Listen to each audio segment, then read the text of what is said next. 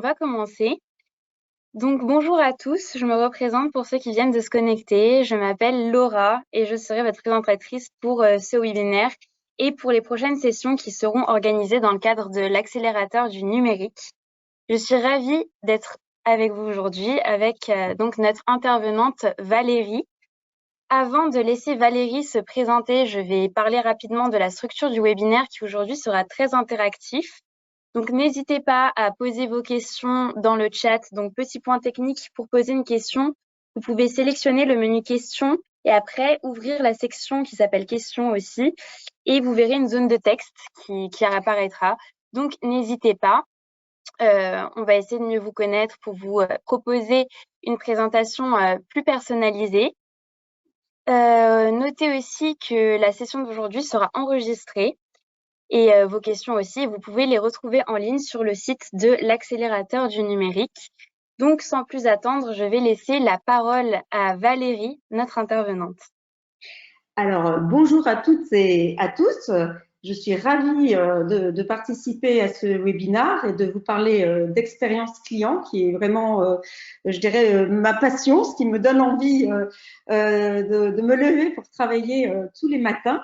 Donc, comme le disait Laura, j'espère qu'on va pouvoir faire une session interactive. Elle sera néanmoins assez riche en concepts, donc je parlerai assez vite et je vous prie par avance de m'en excuser. Donc, pour me présenter rapidement, donc je suis Valérie Vax, je suis spécialisée en stratégie d'acquisition et de fidélisation client. J'ai un double parcours en tant que consultante dans des grands cabinets conseils et aussi en tant que directrice marketing, notamment directrice marketing client chez Yves Rocher. Donc, j'ai travaillé en France et à l'international et beaucoup, et là, j'espère que ça va vous intéresser, pour le retail, le e-commerce et également la distribution grossiste, la distribution B2B. B2B, et je suis autrice du livre Customer Experience Redesign, qui est publié par 1 minute 30 et qui va servir de base à ma présentation puisque je vais vous parler d'une méthode pour réfléchir à votre plan d'expérience client. Voilà, si vous voulez en savoir davantage sur moi, il y a mon lien LinkedIn. Donc, je travaille en tant que consultante pour 1 minute 30, qui est une agence de marketing et qui accompagne ses clients dans tous ces enjeux marketing. Donc, on a publié différents livres. Le premier pour acquérir des clients, le deuxième que j'ai écrit qui permet de remettre à plat l'expérience client, un livre aussi sur des méthodes marketing pour les RH, pour créer votre marque employeur, un livre qui va sortir sur l'optimisation des parcours de vente, du processus de vente et un livre sur l'internationalisation.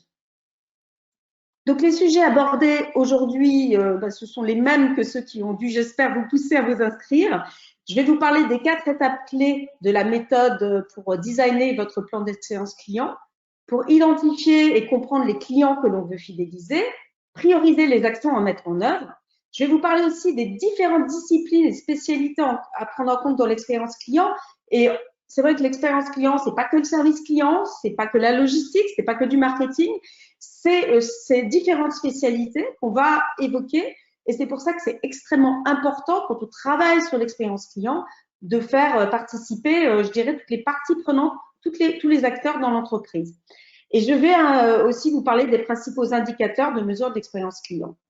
Et je pense qu'à la fin de ce séminaire, en tout cas, vous aurez des clés pour identifier, mieux comprendre vos clients, les notions clés de l'expérience client, le rôle clé des émotions dans l'expérience client, ça c'est hyper important, toutes les dimensions à prendre en compte et comment mettre en œuvre ce plan. Alors, moi, j'ai passé un peu de temps à me présenter. Avec Laura, on s'était dit que ce serait bien que vous puissiez vous présenter aussi. Enfin, moi, j'aimerais savoir, en fait, un peu qui vous êtes. Est-ce que vous êtes des pure players? Est-ce que vous êtes et en magasin et en retail? Voilà, que vous vous présentiez un petit peu. Puis Laura va faire un petit résumé des participants, du profil des participants. Parce que je ne peux pas vous voir, c'est un peu frustrant. Mais j'aimerais un peu mieux vous connaître. Exactement. Donc là, je vous ai posé la question dans le chat. Si vous vendez en ligne essentiellement, n'hésitez pas à nous dire si vous avez votre boutique et que vous utilisez le e-commerce comme support supplémentaire. et comment vous distribuez vos produits. Si vous utilisez Amazon, Shopify, votre propre site, une marketplace, ou n'hésitez pas, voilà, comme ça on pourra un peu mieux vous connaître. Donc on vous laisse 1 minute ou deux. Vous êtes nombreux à répondre, donc je ferai une petite synthèse. N'hésitez pas à continuer. Ok, donc on a beaucoup de marketplace, Super. essentiellement sur site propre, mais aussi marketplace. Ok, très bien. Beaucoup de e-commerce. Bonjour à toi, Yola aussi. D'accord. Donc e-commerce encore, oui. Donc beaucoup de gens essentiellement qui vendent en ligne, j'ai l'impression, dans ce webinaire aujourd'hui. Donc, plutôt Oui, des pure certains players. participants. Ouais, voilà. Il y a les deux, essentiellement du e-commerce, des marketplaces variés, Amazon, ça nous fait plaisir. Et voilà. Je pense que voilà, on va finir ce sondage ici. Merci d'avoir répondu et d'avoir été aussi nombreux. J'ai pas pu lire toutes vos réponses. Donc, on a essentiellement des gens qui utilisent des marketplaces en ligne, mais quelques-uns qui ont quand même leur boutique. D'accord, très bien. Très bien. Donc, on va continuer. Donc, cette méthode Customer Experience for Design, on l'a imaginée avec le fondateur de l'agence 1 minute 30. Hein. On a voulu une méthode vraiment, on va dire, simple, et participative et efficace.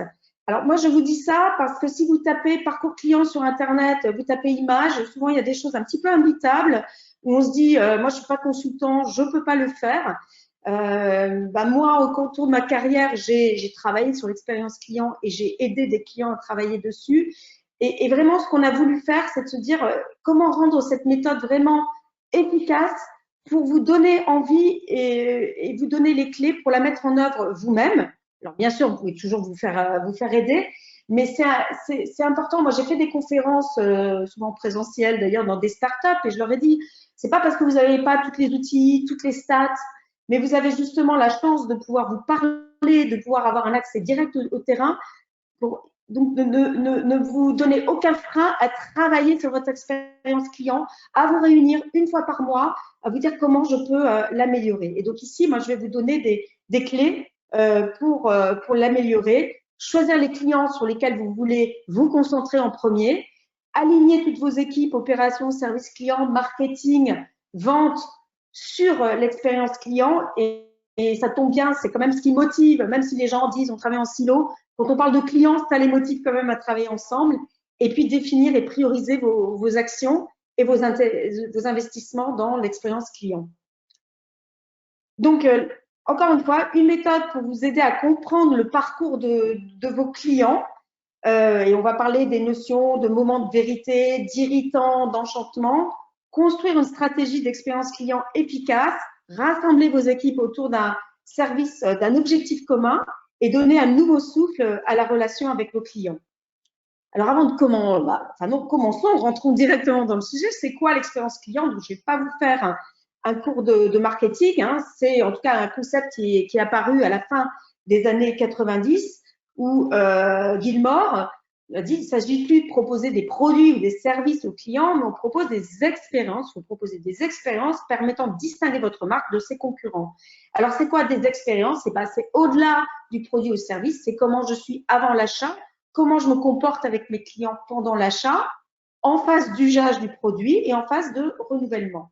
Alors, il y a plein de définitions de l'expérience client. Je vous laisse les découvrir parce que chacun a la sienne. Mais ce qu'on retrouve souvent dans les définitions de l'expérience client, c'est la notion de parcours. C'est donc quelles étapes franchit le client avec votre marque. Quels sont les événements, quelle est la succession d'événements qui va laisser une trace dans la mémoire de votre client. Quelles sont les émotions et les sentiments qu'il va ressentir avant, pendant et après l'expérience d'un produit et aussi quelle trace va laisser cette expérience au-delà dans toutes les interactions qu'il va pouvoir avoir avec cette marque. Alors nous, on s'est donné aussi notre propre définition pour dire que l'expérience client, c'est le fruit des émotions et des sentiments ressentis par le client lors de ses interactions avec une marque. Alors, qu'est-ce qu'une bonne expérience client? Parce qu'une fois qu'on a parlé d'expérience client, vous allez entendre parler de mauvaise expérience client, d'expérience client satisfaisante, enfin, qui ne laisse pas un souvenir impérissable, mais qui n'y a pas eu forcément de problème, et une bonne expérience client. Alors, on a essayé de faire un schéma, enfin, on a fait un schéma qui, j'espère, est compréhensible. Eh bien, écoutez, c'est l'adéquation entre les attentes de vos clients, parce que vos clients, par rapport à votre marque, il a des attentes. Alors, elles sont soit très fortes parce qu'il connaît très bien votre marque et puis il y a un imaginaire autour qui s'est construit. Soit elles sont, on va dire, standards. Soit elles sont faibles parce que peut-être votre marque a une mauvaise réputation, parce que j'espère pas. Mais en fait, c'est l'adéquation, en fait, l'expérience client, c'est l'adéquation entre les attentes de vos clients en termes d'achat, de produits, de services clients et ce que vous lui délivrez. Donc, ce que délivre votre interface de vente, ce que délivre votre marketing, la promesse de votre marque, ce que délivre la communication de votre marque, vos vendeurs et vos opérations, notamment la livraison, le retour, la facturation et tout le support que vous pourrez introduire. Donc, si elle est inadéquate, si l'expérience client est en dessous des attentes, eh ben, il y aura un désengagement du client. Si elle est conforme, il y a une satisfaction du client, mais il n'ira pas forcément faire votre publicité. Et si elle est supérieure aux attentes clients, eh ben, il va s'engager et il va non seulement revenir acheter chez vous, il va laisser un avis favorable sur votre site ou sur Amazon ou sur d'autres sites. Et donc, il va pouvoir engager par ailleurs d'autres potentiels clients au sein de sa communauté. Donc, l'expérience client, et là, je ne vais pas faire un cours de marketing, mais il y a des enjeux business, il y a des enjeux d'attractivité de votre marque, donc se distinguer sur le marché, avoir une image de marque positive, être recommandé, des enjeux de fidélisation, on en a parlé, des enjeux opérationnels qui sont de réduire les coûts de la non-qualité, s'inscrire dans une démarche d'amélioration continue, et des enjeux humains qui sont de diffuser la culture client au sein de l'entreprise, hein, ça c'est important, hein, puisque en fait, à des degrés divers, mais tous les collaborateurs de l'entreprise ont un impact sur l'expérience client. Il est important de valoriser la contribution de chaque collaborateur à la satisfaction du client et être une marque employeur attractive, parce que c'est important aussi. Quand des collaborateurs, des futurs collaborateurs vous rejoignent, ben, se renseignent aussi sur votre entreprise en tant que client et ils regardent votre e-réputation. Donc, la méthode que je vais vous présenter, ben, elle repose sur des étapes chronologiques du parcours client. Elle identifie tous les moments d'interaction clés du client avec la marque et elle va vous permettre de vous mettre réellement dans les chaussures du client en cassant toutes les barrières entre les disciplines impliquées dans le parcours client. Donc, c'est une méthode, la méthode Customer Experience Redesign, c'est une méthode en 4 étapes. Alors, évidemment, dans le livre, elle est abondamment expliquée. Là, j'ai un petit peu moins de temps pour vous l'expliquer, mais je vais le faire en vous donnant les notions clés. De toute façon, vous aurez le support et dans le support, vous avez toutes ces étapes clés. Et Laura, je voulais savoir qu'on se donne peut-être 1 minute si déjà à ce stade, il y a des questions ou des attentes auxquelles je pourrais répondre. Ou si je Alors, parle tout plus à vite, fait. dites-le-moi. Alors, on a une question. On ne pourra pas répondre à toutes vos questions personnelles, mais celle-ci peut être intéressante. Cette méthode est-elle applicable à tous les commerces, par exemple, vente de petits produits? Et alors, tout à fait. Vraiment, elle est applicable à tous les secteurs, que ce soit dans le B2B, dans le B2C, que je sois, j'allais dire, dans des ventes simples ou des ventes complexes. Elle est applicable. Elle est applicable dans des ventes où il y a plusieurs intervenants. Après, c'est à vous, je dirais, quand vous allez construire votre plan d'expérience client, à se dire, bon, admettons, vous êtes en boutique, donc en physique et en digital, se dire, bon, ben, je vais commencer par le digital parce que c'est là que j'ai le plus d'enjeux. Voilà. Il faut à un moment avoir, je dirais, une clé d'entrée. Ou de se dire, eh ben, si je suis dans une vente complexe, dire, ben, je vais me concentrer sur un canal de vente, mais là, je vais me concentrer sur les prescripteurs, les acheteurs, les décisionnaires. Voilà. Pour dire à quel acteur, quel moment de vérité et qu'est-ce que je dois faire.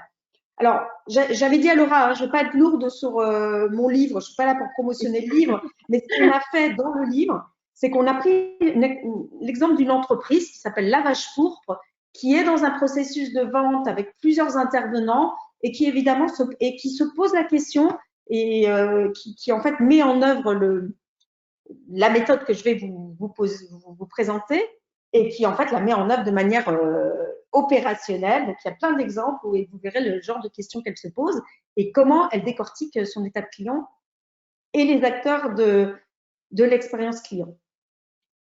Je vais continuer. Laura, moi qui ai une question Ouais, par rapport parfait. Merci pour ta question, Clara. On continue. Oui, c'est une très bonne question. Et une autre chose que je comptais dire, mais que je vais dire maintenant aussi, j'ai dû peut-être le dire, mais moi j'ai fait des conférences avec des startups hein, et je leur ai dit, c'est pas parce que vous n'avez pas tous les outils pour le faire, vous avez déjà quelque chose de précieux, c'est que vous avez les remontées clients, vous avez quand même des statistiques de vente, vous avez des statistiques certainement de réachat avec une base client CRM, donc vous avez déjà des indicateurs sur lesquels vous pouvez travailler. Tout à Donc, fait. les 4 étapes de Customer Experience for Design, enfin, du design de l'expérience client, ça commence par sur quel client je veux travailler en priorité et donc comment il se comporte.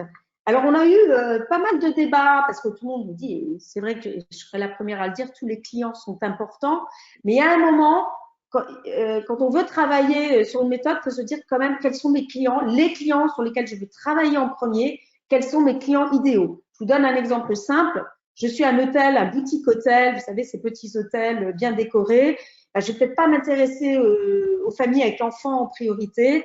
Je vais plutôt m'intéresser aux couples qui ont un certain potentiel d'achat, étrangers ou non, et qui viennent visiter ma belle ville. Voilà. Donc, avec le Customer Focus Canvas, je vais vous le présenter. On se pose des bonnes questions pour identifier les profils des clients idéaux auxquels on veut faire vivre une expérience à la hauteur de vos attentes, de leurs attentes. Ensuite, on va dresser le parcours client. Alors, le parcours client, il y a différentes méthodes pour le faire, mais vous pouvez faire j'ai envie de dire même un document Word, hein, travailler bien sûr sur Tableau. Là, vous allez formaliser pour votre client idéal l'ensemble des interactions physiques ou digitales qu'on va appeler les moments de vérité. Et on va formaliser pour ce client idéal sur l'ensemble des étapes quels sont, donc lors des moments clés d'interaction avec votre marque, ses ressentis et émotions positifs ou négatifs. Donc, on a les étapes du parcours client, on a ce qu'on appelle les moments de vérité, on va parler des irritants ou des enchantements, je vais en parler plus tard, et on va se dire, mais est-ce que mon client a ressenti une émotion positive ou négative? Et c'est important parce que c'est ça qui reste dans la trace, enfin, qui laisse une trace dans l'esprit du client. Et si je peux, je vais avoir des données des études du terrain, hein, parce que ça peut être très, très subjectif. Et puis, il peut y avoir un peu des leaders quand vous travaillez en groupe de travail. Donc, c'est important de se dire, quelles données j'ai pour corroborer ce que je pense, ce que je dis. Ça peut être aussi du verbatim client. La troisième étape, c'est ce qu'on appelait la matrice d'enchantement. Donc, c'est un peu comme un chemin de fer. Hein. On suit des étapes. Donc, j'ai mes moments de vérité, j'ai mes irritants et enchantements. Et là, c'est la grosse étape. Hein. Je me dis quelles actions je vais devoir mener pour soit supprimer ces irritants, soit continuer à avoir des actions qui satisfont mon client et c'est très bien, mais m'assurer qu'elles soient déployées systématiquement ou mettre en place ce qu'on appelle des enchantements, là où le client a fait waouh, vous êtes les seuls à faire ça, ou je m'attendais pas à ce que vous fassiez ça. Donc là, et on dit, vous pouvez peut-être pas faire ça à tous vos clients parce que ça va demander de l'énergie et de l'action et de l'argent, je veux dire. Mais le réserver à vos clients clés et peut-être le déployer plus tard. Là, je vais vous demander de mettre des indicateurs. Je vais vous parler des indicateurs. Il faut se dire, est-ce que ces actions-là, est-ce qu'elles produisent ce que j'attends, c'est-à-dire plus de clients satisfaits, plus de clients qui reviennent, moins de réclamations. Donc, c'est important de définir ces indicateurs, définir quelles sont les organisations qui vont devoir le mettre en œuvre. Est-ce que là, c'est plutôt au marketing, c'est plutôt à la livraison, à la prévision des ventes, au service client, aux vendeurs? et quels sont les outils et supports que je dois mettre en place. Donc, soit c'est des outils que j'ai déjà, des supports que j'ai déjà, que je vais devoir améliorer, systématiser, ou vraiment les mettre en place. Et quatrième étape, c'est le plan d'expérience client. Donc là, une fois que vous avez déterminé les étapes, les moments de vérité, les irritants enchantements, les actions à mener, les indicateurs, les organisations, les outils et supports, c'est de se dire quelle est la priorité. Et là, j'ai mis un toggle, hein, on a mis des toggles avec priorité verte, orange et rouge. Je vais vous en parler tout à l'heure parce que vous n'allez pas pouvoir tout faire en même temps. Donc, nous, on vous donne des clés pour déterminer les priorités. Après, c'est aussi à vous, en fonction de votre entreprise, de vous donner vos critères de détermination de vos priorités. Alors, si je reviens sur le Customer Focus Canvas, alors de quoi ça vient? Ça vous permet d'identifier la cible de vos clients sur lesquels vous allez vous concentrer. Donc ça, c'est le focus pour bâtir une stratégie d'expérience client selon une méthode rigoureuse, exhaustive. Et ça, c'est le Canvas. Donc, on a élaboré 7 questions clés. Et c'est cette question clé, avant que j'en parle, quand je vous dis d'être focus ou que je vous propose d'être focus sur vos clients, c'est un peu de dire stop aux idées reçues qui disent que tous les clients sont rois. Nous, on pense que tous les clients ne sont pas forcément rois. Il faut qu'ils soient respectés, mais on ne va pas forcément avoir les moyens en tant que marque pour se décarcasser pour tous les clients, pour répondre à toutes leurs attentes. Et parce que justement, tous les clients ne sont pas héroïstes. Et dans ROI, il y a évidemment et ça c'est la balance, le ROI financier. Hein. Alors, vous allez engager des coûts d'acquisition, des coûts de fidélisation. Il y a des clients qui vont vous faire un chiffre d'affaires actuel ou dans la durée, ou des clients qui ont un potentiel de chiffre d'affaires. Donc, ceux-là, évidemment, ils vont être forcément héroïstes. Mais il y a aussi des clients qui répondent plus ou moins à vos sollicitations commerciales. Et ça a un coût. Chez Yves Rocher, on mesurait parfaitement hein, les clients qui répondaient à toutes les sollicitations commerciales. Donc, on se disait, voilà, c'est important de communiquer régulièrement auprès d'eux, mais c'est aussi des clients qui achètent systématiquement en promotion. Donc là aussi, ça dégrade votre marge. Il y a aussi maintenant, avec les réseaux sociaux, les clients qui laissent un avis sur l'entreprise, donc sur votre marque, sur votre produit DGS service, donc qui ont une capacité, on va dire, de promotion ou une capacité de nuisance. C'est aussi des profils de clients à identifier. Et puis, il y a des clients qui vont aller plus loin, au-delà de laisser un avis, qui vont faire des recommandations et du parrainage.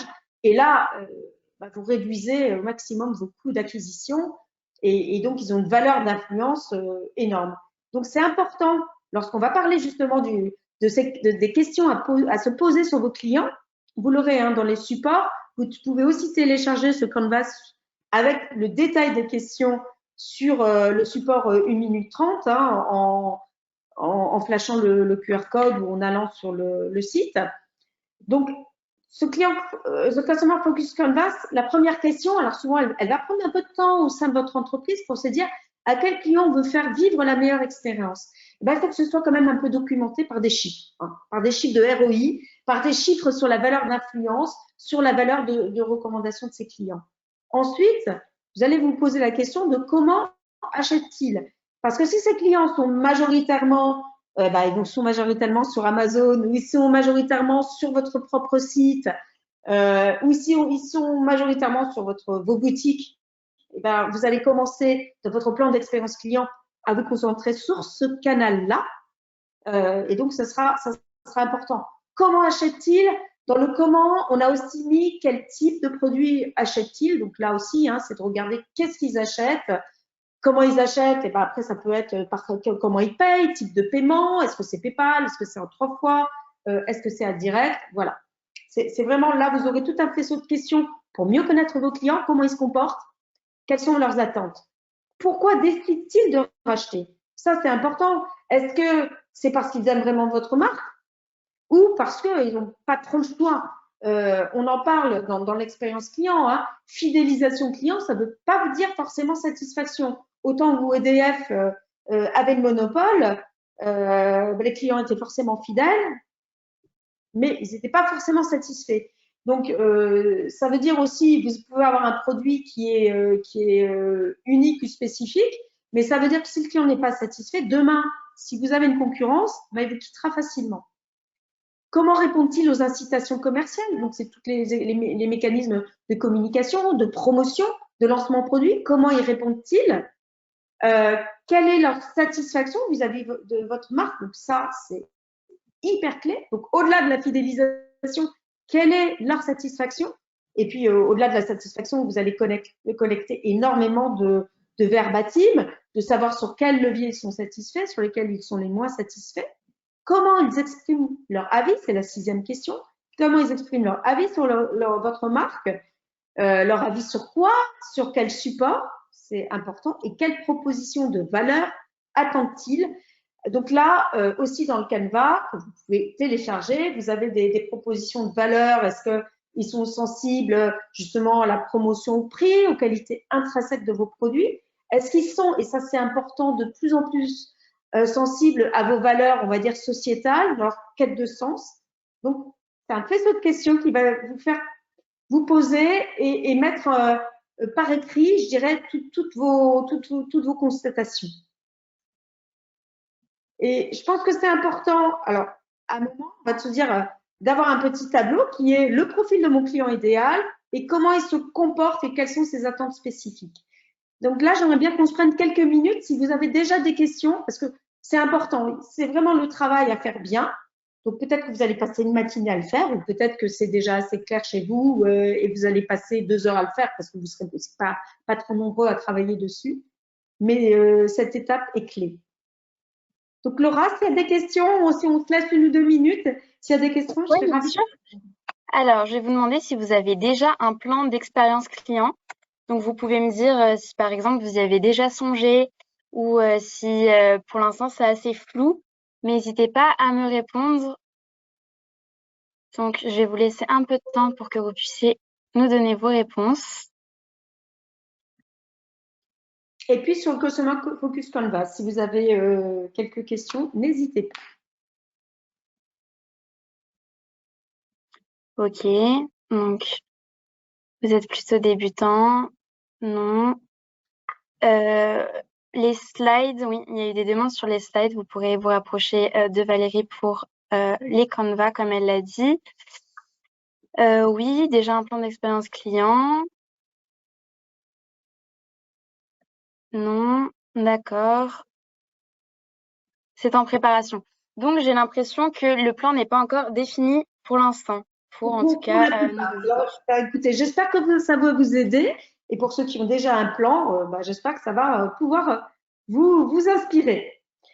Donc là, on va rentrer dans la 2e étape qui est le parcours client. Donc, ce que je vous ai montré tout à l'heure. Donc, il a différentes composantes. Donc, les étapes du parcours client, étape 1, étape 2, étape 3. Alors, nous, ce qu'on recommande, encore une fois, on vous parlait de méthode très simple, c'est d'être dans une méthode, on va dire, séquentielle qui suit les différentes étapes que parcourt un client avec votre marque. Il y a une étape où il se renseigne. Mais c'est déjà de l'expérience client que de pouvoir lui donner des informations simples sur un produit ou un configurateur, enfin peu importe, en fonction de ses attentes. L'étape 2, c'est l'étape de vente. Alors, c'est des macro-étapes que vous allez pouvoir scinder en différentes micro-étapes. L'étape 3, c'est l'étape de vente. L'étape 4, c'est l'étape de renouvellement du produit. Là, on a les moments de vérité. Donc, les moments de vérité, ce sont vraiment les interactions avec la marque qui laissent une trace dans le cerveau des clients. Il peut y avoir beaucoup d'interactions avec votre marque lors du parcours du client, mais c'est vraiment celles qui vont vous sembler les plus importantes. Alors, je crois que je donne quelques clés pour parler de ces moments de vérité. Oui. Donc, on va en parler après. Les irritants ou enchantements, eh ben, c'est en matière d'expérience client, en termes d'irritants, c'est quand lors d'un moment clé, eh ben, l'expérience délivrée a été vraiment en deçà des attentes des clients. Les enchantements, c'est quand elle a été bien au-dessus des attentes des clients. Et puis, l'emoji orange, c'est quand on a été, je veux dire, quand on a répondu aux attentes du client. Donc, c'est important sur chaque moment de vérité de se dire comment réagissent la majorité de nos clients. Après, vous pouvez être aussi très, j'allais dire, discriminant en disant, voilà, il y a pas mal de clients qui sont très mécontents sur ça et quelques clients qui sont contents sur ça pour pouvoir vous inspirer. Et effectivement, les données du terrain ou études qui corroborent les ressentis et émotions du client induits par les irritants et enchantements, c'est important de pouvoir objectiver tout ça. Donc, je vous ai parlé des étapes que l'on recommande, qui sont des étapes séquentielles. Et puis après, une étape, par exemple, de pré-achat, elle peut se décomposer en réflexion sur le produit. J'ai tel besoin, je fais une recherche sur mon besoin, je découvre le produit, je compare et je fais un essai du produit ou du service. Voilà. Ça, il y a quelques exemples, mais vous connaissez vos parcours, donc vous saurez très bien les décomposer. Sur les moments de vérité, donc je vous ai expliqué ce que c'était. Alors, comment on peut identifier les moments de vérité dans un parcours d'achat? Donc, c'est ce qui est en mauve là à droite. Il faut combiner différentes sources d'informations, les collaborateurs de l'entreprise, les parties prenantes de l'expérience client, des indicateurs des études de satisfaction interne de l'entreprise. Par exemple, à quel moment j'ai le plus de réclamations ou quel moment engendre le plus de réclamations ou de félicitations adressées à l'entreprise. Et ça, peut-être que vous avez des verbatims sur les avis clients ou autres. Quel moment faut l'objet de commentaires négatifs ou positifs sur les réseaux sociaux? Quel moment génère une résiliation de contrat ou au contraire un développement de la relation commerciale? Voilà, vous pouvez vous poser ce genre de questions-là pour déterminer les moments de vérité. Donc, il ne constitue pas tout le parcours client. Alors, ce qui est important aussi, hein, il ne constitue pas tout le parcours client. Il faut faire attention aussi qu'il n'y ait pas des montagnes russes, hein, que même si c'est des moments de vérité, que le reste du parcours soit pas complètement à l'étiage et source d'insatisfaction. Il est évident qu'il faut une certaine cohérence. Les données du terrain pour objectiver les irritants et enchantements, il y a différentes sources possibles. Là aussi, les remontées des collaborateurs, les statistiques de vente, les remontées de vos clients sur Internet, les études relatives à votre marché, si vous en disposez, vous pouvez en trouver sur Internet aussi, les études qualitatives, quantitatives clients ou les études collaborateurs. Donc, qui sont détaillées dans le livre, mais que si vous avez ces études-là, ce sont les principales sources. Je dirais que les plus simples, c'est déjà les remontées de collaborateurs, les stats de vente, après les remontées de vos clients sur Internet, puis les études collaborateurs, si vous en avez. Ce qui est important aussi, c'est les émotions. Alors, les émotions, je vous en ai parlé, c'est pas pour faire joli sur un parcours client, c'est vraiment très, très important. Et je voulais vous faire part d'une étude que vous pouvez retrouver si vous tapez Temkin Group.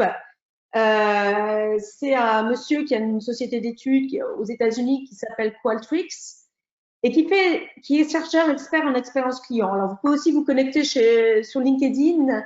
Je pense qu'il a quelqu'un qui va vous accepter très rapidement et vous aurez accès à ce type d'études. En tout cas, il a établi une corrélation entre 5 émotions positives et 5 émotions négatives qui sont là à gauche, la colère, la déception, l'inquiétude, la frustration, la confusion, la joie, la reconnaissance, la confiance, l'enthousiasme et le soulagement. Et donc, il a fait une corrélation entre ces émotions positives ou négatives et la propension des clients à vouloir acheter davantage, à ne pas vouloir acheter davantage ou à vouloir diminuer leurs achats. Donc, qu'est-ce que vous voyez? Vous voyez que si je suis en colère ou si je suis déçue, pour moitié, je ne vais pas, soit je vais arrêter d'acheter, soit je vais diminuer les achats. Donc, on voit bien que la colère et la déception, c'est très, très important. Et ce qui est amusant, enfin, quand j'avais fondé ma start-up cofondée, on validait l'expérience navigateur par émotion, en se disant, s'il est en colère, on va d'abord traiter la colère avant de traiter le fait qu'il soit un peu inquiet ou déconcerté. Parce qu'on se doutait que la colère, c'est un sentiment extrêmement fort.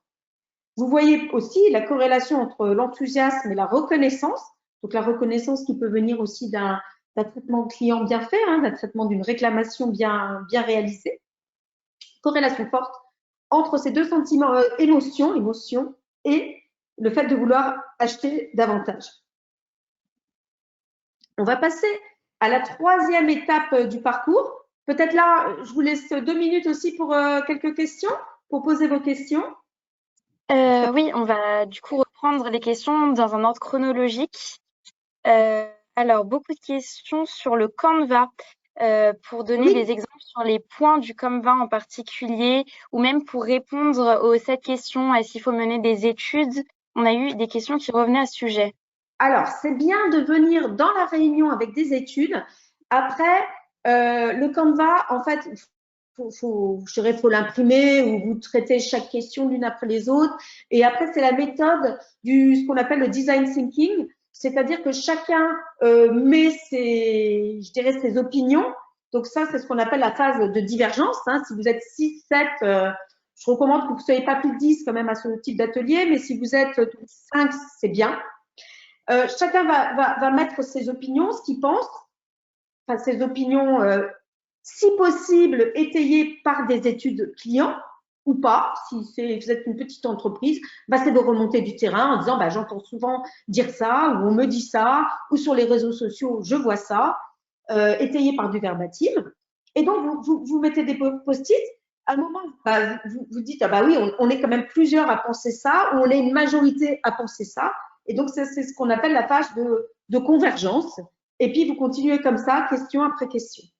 Après, ce qui est important, c'est quand même de converger sur quel type de client vous allez travailler en premier.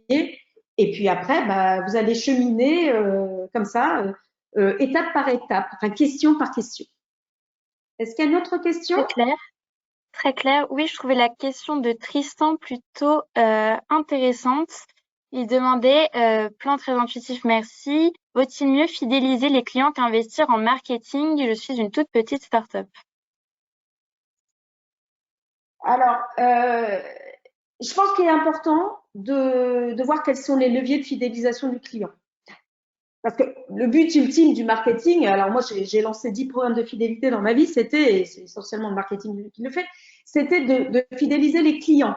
Après, je pense que derrière votre question, c'est est-ce qu'il faut investir en acquisition, en marketing d'acquisition, se faire connaître? Oui, tout à fait, Et je pense que c'est ça. je pense que c'est ça. Alors, effectivement, ce qu'on recommande, si vous êtes, si vous venez j'ai envie de dire, si vous vous lancez sur le marché, c'est quand même important de se faire connaître. Après, c'est une question de dosage. Alors, souvent, c'est un peu le biseau. Hein. Si vous venez de vous lancer, c'est important d'investir beaucoup en acquisition. Et puis, vous allez comprendre vos leviers de fidélisation. Et puis, vous allez quand même essayer de fidéliser vos clients au fur et à mesure. Et pas, il va y avoir un biseau quand vous serez une marque installée. Ou si vous êtes une marque installée, il vaut mieux travailler quand même sur la fidélisation. Parce que des clients fidèles, ça va être des clients qui vont être avocats également. Et puis, je dirais, ça va. Et quand vous aurez mis vos leviers d'acquisition en place, hein, que ce soit le SEO, toutes les campagnes Google Ads ou d'autres types de campagnes, les recommandations, je dirais qu'il va y avoir, je vais parler franglais, la scalabilité. Hein, vous allez toucher de plus en plus de gens. Et par contre, c'est important de connaître les leviers qui fidélisent vos clients et donc de connaître à quel moment il est important d'avoir les bons leviers de fidélisation. Donc, c'est vraiment le biseau. Hein. Je suis une marque pas connue, j'investis quand même beaucoup en acquisition.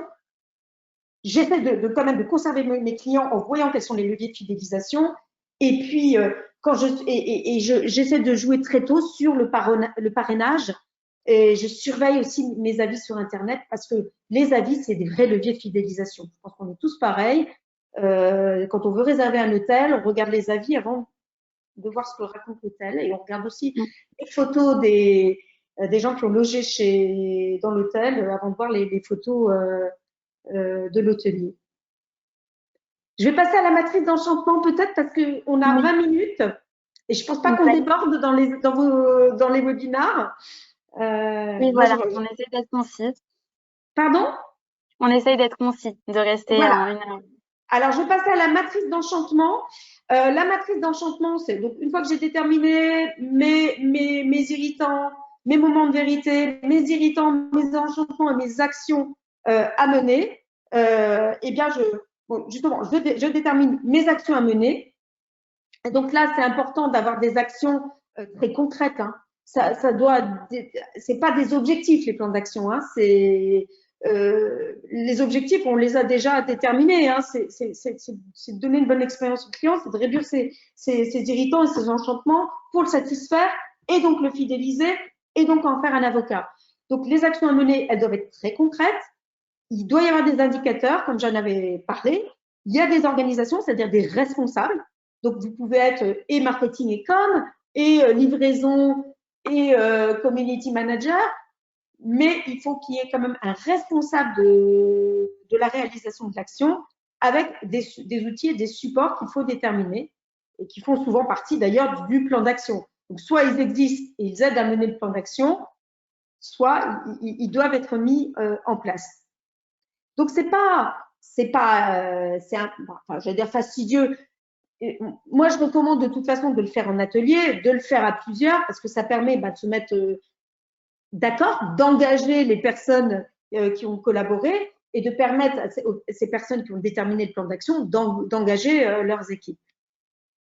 Alors, pour vous aider, vous pouvez le télécharger également sur le site 1 minute 30 où je peux vous envoyer ce support-là. Dans le livre, il y a 200 pages sur le sujet, on a fait une cartographie de l'expérience client en se disant quelles sont en fait les disciplines et les spécialités qui concourent à l'expérience client.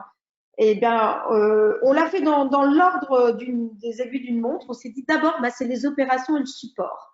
Ce sont les prévisions des ventes, les gestions des stocks. Parce que si vous faites mal vos prévisions de vente, il va y avoir des ruptures de stock. Vous ne serez peut-être pas synchrone, donc vous ne pourrez peut-être pas livrer en temps. Vous direz que le produit est disponible alors qu'il ne l'est pas. Et vous devrez dire au client, désolé, vous n'aurez pas votre produit en 24 heures, ça sera 72 heures et je repousse encore. Et ça peut générer de la frustration, voire de la colère. Si le client lui-même, il voulait avoir sa robe ou son produit pour une certaine date. La logistique de livraison et retour, alors Amazon, n'est-ce pas, sont le modèle dans ce domaine-là, mais avec vos propres sites, c'est important parce que c'est ce qui laisse bien sûr une trace. Facturation, paiement, recouvrement, c'est important. Les systèmes d'information, ça ce que j'appelle, c'est le support. Le système de management de la qualité, souvent on voit ça comme un coût, mais c'est l'occasion de se poser les bonnes questions. L'engagement et la culture client, ça c'est extrêmement important que tout le monde dans l'entreprise se dise, moi je suis partie prenante de l'expérience client. Ensuite, le service client, donc je vous laisse découvrir je dirais les patates. Il y a le centre de relations clients, la qualité de service, la satisfaction client, le self-care. Le self-care, c'est très important en termes de service client. Si c'est bien fait, ça permet à votre client de ne pas appeler votre centre et de retrouver lui-même les réponses à ces questions 24 heures sur 24. Le SAV, les réclamations. Le Customer Success Management, alors c'est une fonction à part entière dans des entreprises, surtout des entreprises qui vendent du logiciel. Mais vous pouvez vous poser la question de se dire qui est important chez moi, qui va prendre en charge justement tous ces leviers de satisfaction client et veiller à ce que je fidélise mes clients. Je vous passe les patates de la vente, elle est importante, du marketing, il y a l'UX design, le e-commerce, le point de vente, tout ça devant déboucher sur une vision de commerce unifiée, tout ce qu'on appelle le marketing relationnel, qui concourt aussi à l'expérience client. Et puis la communication avec la communication de marque, la relation influenceur, le social media qui concourt aussi bien sûr à l'expérience client. Donc vous pouvez en tout cas, pour vous inspirer, prendre cette cartographie et dire voilà quel levier je dois mettre en place et qu'est-ce que je dois mettre concrètement en place. Alors, les indicateurs de succès, j'avais dit que je vous en parlerai, j'avais promis que je vous en parlerai. Ils ne sont pas exhaustifs là. Dans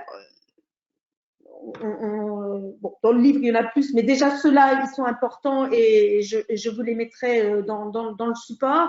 Ce sont des indicateurs qui proviennent des clients, des questions posées aux clients, des indicateurs, on va dire, commerciaux, donc vous devez avoir dans vos stades de vente, et puis des indicateurs de qualité de service.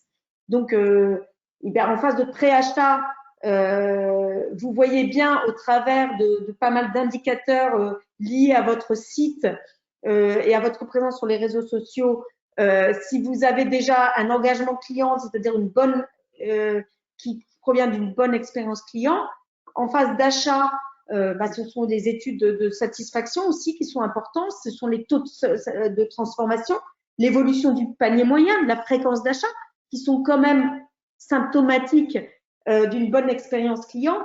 Sur les mesures de satisfaction, donc vous pouvez faire des mesures très simples, des pop-up à la fin d'une expérience d'achat avec des questionnaires très simples. Évaluez-moi de 1 à 5. Et puis après, il y a des questionnaires des enquêtes un peu plus sophistiquées qui sont le NPS, le Customer Effort Score, qui valide à froid ou à chaud si le client est content et si le client a une propension à vous recommander. En phase d'usage, les taux d'avis positifs sur vos produits, les taux de recommandation, les taux de satisfaction toujours, qualité de service, taux de panne, taux de réclamation, taux de résolution d'un premier contact, les délais de résolution d'un incident. Et puis en phase de renouvellement, parce qu'on s'est dit, un client content, c'est un client qui va revenir. Donc, les taux de renouvellement de l'achat, le taux de renouvellement des contrats, le taux d'attrition des clients sont importants. Là, je voulais terminer oui, il y a la quatrième étape, mais ce qui est important et ce que je disais, je vous propose, moi, je vous conseille de travailler en atelier ou de travailler à plusieurs pour impliquer et aligner des équipes multidisciplinaires parce que vous allez pouvoir, ce sera exhaustif, vous allez pouvoir balayer l'ensemble des leviers à mettre en place. Ça va être efficace parce que vous allez susciter l'adhésion des équipes impliquées. Et puis à long terme, vous allez responsabiliser les équipes sur des principes clés de la gestion de changement on met plus facilement en œuvre ce qu'on a contribué à créer. Je pense que on peut tous témoigner. Si j'ai participé à un atelier, si je me suis engagée, si mon idée a été adoptée, j'ai envie de la mettre en œuvre. Alors que si on me dit, voilà le plan d'action, et puis tu le mets en œuvre sans que je comprenne trop qui qu'est-ce, et si mon responsable m'a pas trop expliqué le pourquoi, c'est plus compliqué. Et donc, on en arrive à la quatrième partie. C'est bon, je suis dans les temps, qui est de prioriser ces investissements. Donc, vous avez décrit vos actions à mener. Alors, vous allez avoir, nous, dans l'exercice de la vache pourpre, on avait une quarantaine d'actions. Donc, il y a un moment, il faut les prioriser parce que vous n'allez pas pouvoir tout faire en même temps et parce que chaque action demande un engagement de la part des équipes et qu'il est important d'avoir des succès, de se dire, voilà, on a mené telle action, j'ai eu tel résultat, ça va engager à mener d'autres actions. Donc, c'est important de pouvoir prioriser. Donc, encore une fois, il y a des dimensions à prendre en compte. C'est est-ce que j'ai déjà en place des actions efficaces pour supprimer ou enchanter les clients? Dans ce cas-là, j'ai envie de dire, c'est vert.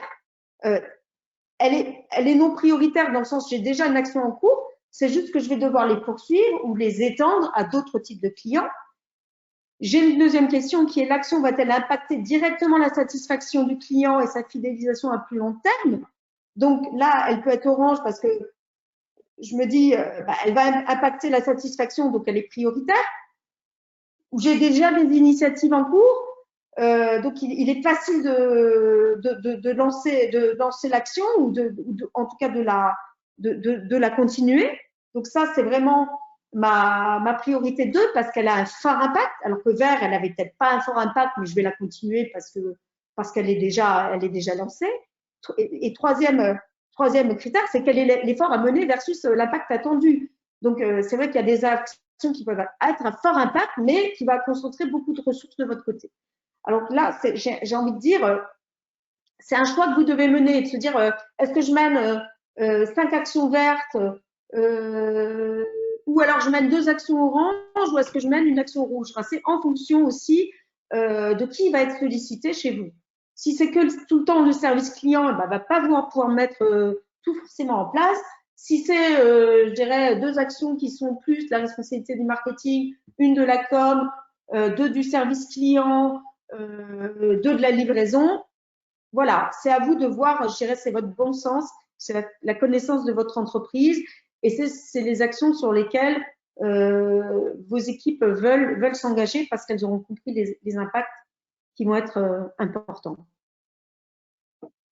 Encore une fois, on le fait une fois, ce plan d'expérience client, bah, c'est la phase où on diagnostique, mais il doit s'itérer. Moi, je considère qu'on devrait faire, une fois qu'on a mis un plan en place, et ben une fois tous les mois, se revoir, ou alors se mettre en méthode vraiment agile par semaine, s'il y a pas mal de petites actions vertes, en méthode agile toutes les semaines, tous les 15 jours. Autrement, moi, je recommande une fois par mois, on itère, on améliore, on mesure, on a nos KPI, donc une fois par mois, qu'est-ce que j'ai fait, quels ont été mes problèmes, qu'est-ce que j'ai amélioré et comment ça se voit au niveau de la mesure. Voilà, et ben écoutez, on a encore 10 minutes pour que vous puissiez me poser des questions. Je suis allée vite. Encore une fois, c'est des ateliers qui vont vous prendre entre une demi-journée, mais ça, vous êtes très efficace, mais surtout une journée. Je vous donnerai le Canva et les principales étapes du parcours, et je vous laisse me poser des questions. Voilà, on vous laisse un peu de temps du coup pour interagir avec le chat. Questions, Sur les réactions, questions, oui, oui, demande. bien sûr, vous pouvez donner aussi vos feedbacks. Sur les questions qui ont déjà été posées, j'ai fait un petit résumé. Par exemple, sur la partie du Canvas, il y avait beaucoup de questions sur peut-on le personnaliser, sur donner des exemples. La question de Titouan aussi pour chaque partie du Canvas. Voilà. Donc, des Alors, questions qui reviennent. clairement, comme toute méthode, je vous ai dit, hein, simple, efficace, participative, il y a peut-être des questions où vous dire, bah, il manque telle et telle question. Donc, évident, ou des questions qui vous sembleraient moins pertinentes. Hein, les sollicitations commerciales, peut-être que vous en faites pas, vous en faites peu, que c'est pas important. Mais donc, adaptez effectivement vos questions. Adaptez vos questions. Le Canva, c'est un Canva, c'est une trame. Et à vous de l'adapter, bien sûr. Très bien, Après, moi, j'espère je vous que recommande fortement juste de ne pas faire l'impasse sur les étapes clés de la méthode. d'accord. Et est-ce que tu as un petit exemple, du coup, pour Titouan, qui a répété sa question d'ailleurs, sur comment le remplir, en fait, je pense. Alors, moi, je ne vous vois pas, mais ce que je peux montrer, parce que, alors, comment le remplir, c'est vraiment, vous allez, est-ce qu'on me voit, Laura? Est-ce qu'on voit ma page? Alors, on la voit en En tout tout cas, petit. voilà, alors vous allez avoir un tout petit, mais voilà, il y a le Canva. Alors je vous dis, hein, vous pouvez prendre plusieurs tableaux. Vous vous posez les questions au fur et à mesure. Chacun met des post-it, les participants mettent des post-it, et à chaque fois, vous faites une synthèse. Voilà. Donc c'est ça. Hein. La méthode, elle est simple. Hein. Alors maintenant, quand vous faites ça à distance, parce que on est quand même dans des phases, des périodes où on travaille beaucoup à distance, nous on utilise beaucoup Miro, qui est un outil collaboratif à distance. Il y en a d'autres, voilà. Hein, mais il est disponible en freemium. Vous en aurez d'autres aussi que vous pouvez trouver en freemium. Nous on aime bien. Voilà. Il est simple. Et vous voyez en fait le Canva qui se bâtit au fur et à mesure. Donc c'est assez intéressant parce qu'après vous pouvez faire des regroupements.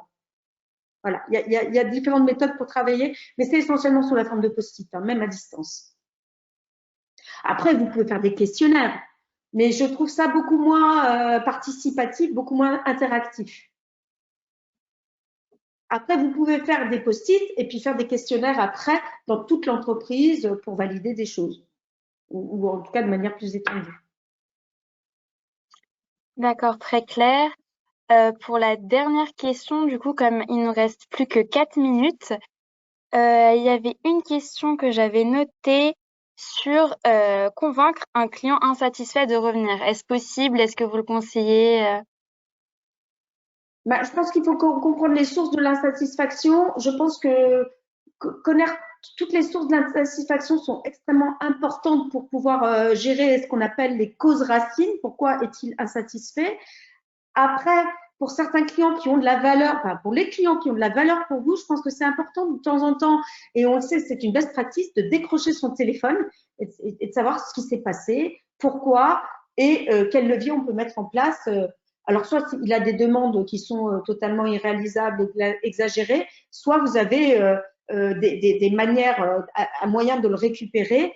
Et c'est important aussi au niveau des services clients. On en parle beaucoup, c'est de responsabiliser les services clients pour qu'ils puissent traiter une réclamation client, bien sûr dans la limite des normes de l'entreprise.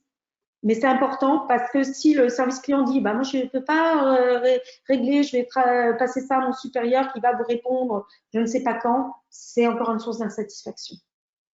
Alors que une réclamation bien traitée, c'est de la reconnaissance ou convaincre un client insatisfait mais par les bons leviers, ça génère aussi de la reconnaissance. J'ai peut-être le temps pour une dernière question avant de vous remercier en tout cas.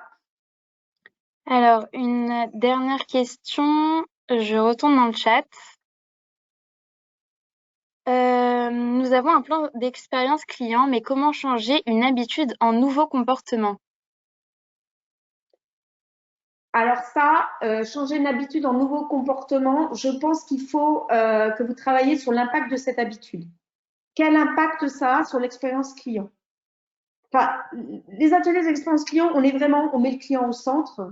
Je sais que vous avez entendu ça 1000 fois, mais c'est important. Si l'habitude, eh ben, elle a un impact négatif sur l'expérience client, il faut faire prendre conscience de cet impact et de se dire qu'est-ce que je dois changer dans mes habitudes, dans mes pratiques pour que l'expérience client soit meilleure.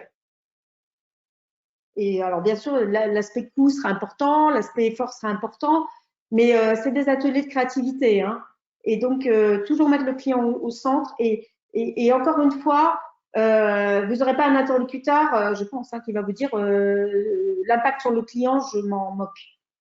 Donc, c'est vraiment, c'est le client, l'impact client qui doit faire changer l'habitude. Super. Merci beaucoup pour ton enthousiasme, Valérie, tout au long de ce webinaire. En tout cas, moi, j'ai adoré passer 1 heure avec vous. Cela conclut donc la session d'aujourd'hui. Je voudrais encore une fois remercier Valérie, notre présentatrice. Ça a été un grand plaisir.